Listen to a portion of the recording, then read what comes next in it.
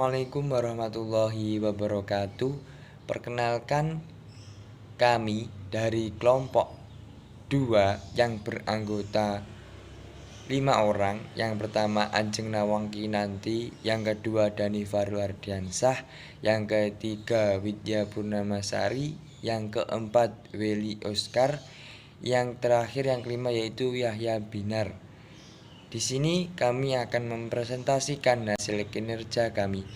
Yang pertama yaitu kompetensi dasar. Apa yang dimaksud dengan kompetensi dasar? Yaitu bentuk penguasaan peserta didik terhadap pengetahuan perilaku, keterampilan atau sikap setelah mendapatkan materi pembelajaran pada jenjang pendidikan tertentu.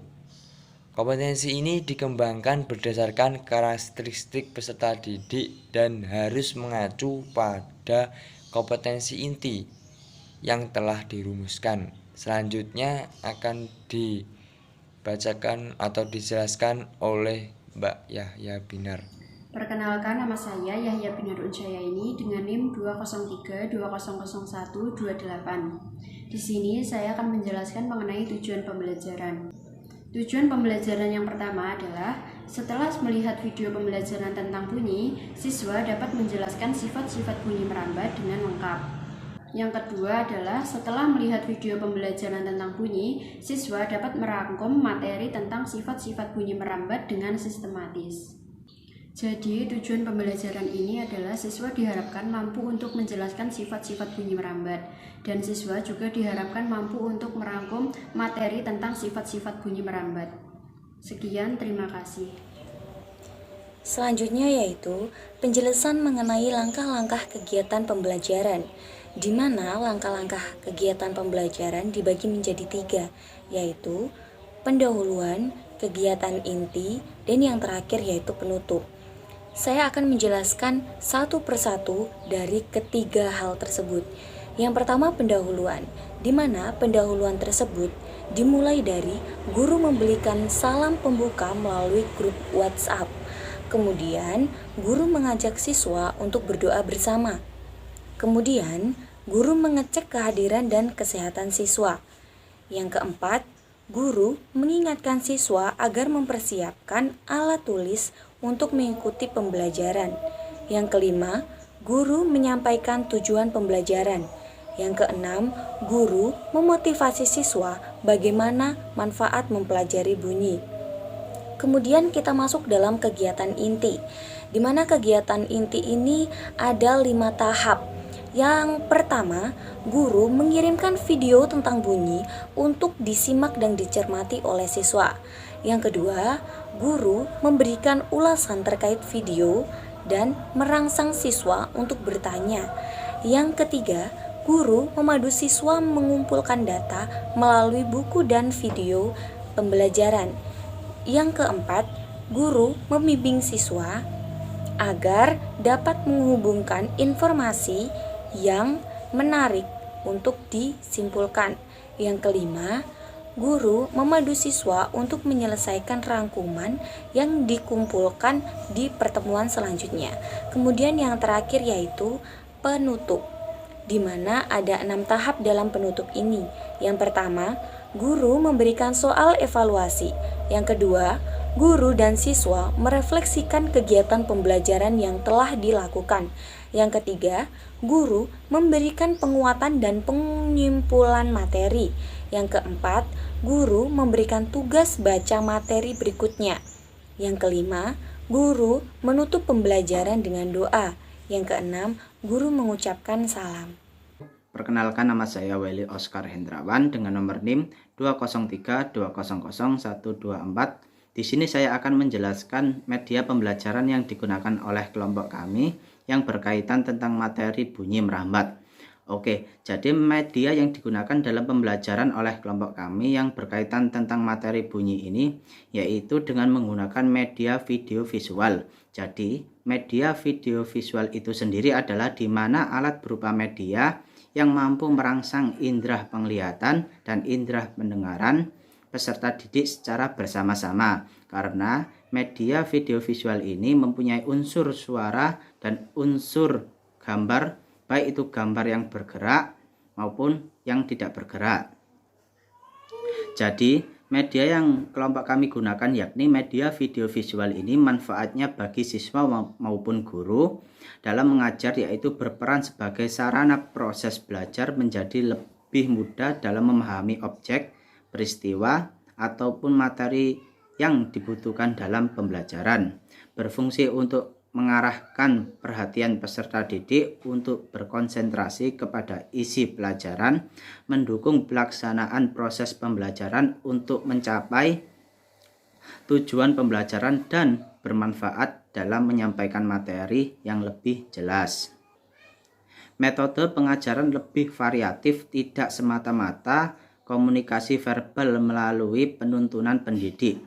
Peserta didik akan lebih banyak melakukan kegiatan belajar, sebab tidak hanya mendengarkan uraian pendidik saja, tetapi lebih aktif dan dapat mengamati, melakukan sesuatu, mendemonstrasi, serta memerankan, sehingga pembelajaran lebih menarik perhatian peserta didik. Jadi, di mana peserta didik dalam mengamati media video visual dari kelompok kami yang berkaitan dengan materi sifat-sifat bunyi merambat, ini merangsang indera penglihatan dan indera pendengaran. Jadi peserta didik ini dapat membuka link video yang sudah diberikan oleh kelompok kami. Kemudian peserta didik bisa mengamati video pembelajaran materi sifat-sifat bunyi merambat dengan berbagai gambar dan fenomena yang biasa terjadi di lingkungan sekitar peserta didik. Dari situ peserta didik bisa mengamati ataupun mendemonstrasi secara langsung bagaimana bunyi itu bisa terjadi melalui perambatan. Tidak sekedar hanya mendengarkan ceramah dari seorang pendidik saja, tetapi bisa menggali lebih luas lagi dalam menggunakan media video visual ini, karena media video visual ini menyajikan gambaran langsung yang terjadi dalam menyangkut materi sifat-sifat bunyi di kehidupan nyata peserta didik. Dan setelah peserta didik sudah mengamati ataupun mendemonstrasi di dalam media video visual yang kelompok kami berikan, tidak lupa di akhir video kami juga memberikan suatu pertanyaan, tujuannya agar dapat mengasah apa yang didapat oleh peserta didik sesudah melihat video pembelajaran yang berkaitan tentang materi sifat-sifat bunyi merambat ini. Mungkin itu cukup penjelasan media pembelajaran yang digunakan oleh kelompok kami. Sekian, terima kasih. Wassalamualaikum warahmatullahi wabarakatuh. Saya Widya Purnamasari dengan NIM 203200125. Di sini saya akan menjelaskan mengenai penilaian dan evaluasi yang digunakan pada penilaian ini. Pada penilaian ini, evaluasi yang digunakan kami menggunakan berupa tes tulis, yaitu berupa soal uraian yang berjumlah 3 soal. Pada setiap soal memiliki 5 bobot nilai. Untuk cara penilaian untuk nilai siswa yaitu jumlah skor yang diperoleh oleh siswa dikali 20 poin dibagi 3, dan itulah hasil siswa. Contohnya, pada murid yang bernama Anissa Putri, dia pada soal yang pertama dia memperoleh 5 poin, dan yang soal nomor kedua dia memperoleh 3 poin, dan soal yang ketiga dia memperoleh 4 poin, yaitu total jumlahnya 12 poin.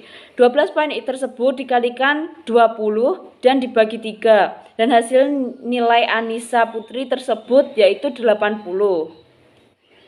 Dan untuk penilaian sikap yang dinilai ada 7 kriteria sikap. Yang pertama yaitu absensi tepat waktu. Yang kedua, mengerjakan atau mengumpulan tugas sesuai dengan waktu yang telah ditentukan.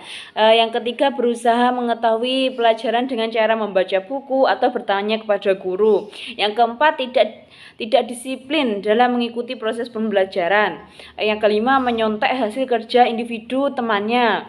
Yang keenam, kesediaan melakukan tugas sesuai kesepakatan. Dan yang terakhir, tidak mengikuti proses belajar dengan baik dan benar.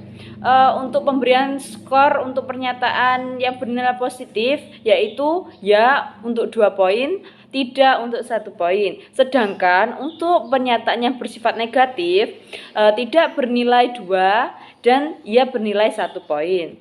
Dalam penilaian sikap ini, skor yaitu hanya sekitaran 2 sampai 4, yaitu dengan kode nilai K yaitu kurang, C cukup, B baik, SB sangat baik. Dan yang terakhir yaitu untuk penilaian keterampilan. Pada penilaian keterampilan ini siswa disuruh untuk membuat rangkuman pembelajaran yang sudah dipelajari. Dalam pemberian nilai yaitu sangat baik, baik, cukup, dan perlu pendampingan. Pada penilaian keterampilan ini perlu pendampingan. Pada penilaian keterampilan ini rata-rata siswa sangat baik, tidak hanya sedikit perlu pendampingan saja. Tapi ada satu siswa yang memerlukan lebih khusus pendampingannya lebih banyak dari temannya yang lain. Cukup sekian penjelasan dari saya dan kelompok saya. Ada kurangnya mohon maaf dan terima kasih. Wassalamualaikum warahmatullahi wabarakatuh.